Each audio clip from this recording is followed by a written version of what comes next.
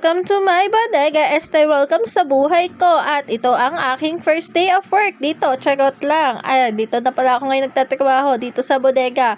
Alam nyo, dati akong CSR, dati akong admin. Ngayon, inventory clerk na, bodegera na pala. At ngayon nga pala ay igagaya ko na ang mga gamit para sa installation bukas ng mga aircon. Kasi nga mga ante ko, mga mari ko, mga kainday ko, mag-isa lang ako dito ngayon sa stock room. Kaya naman, ako ang gumagawa lahat.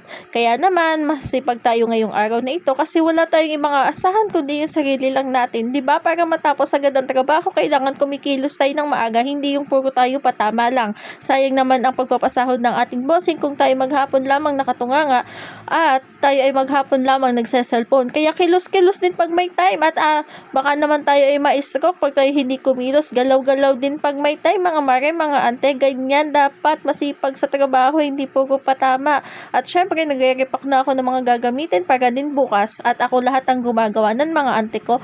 Well, ganyan talaga ang buhay bodegera.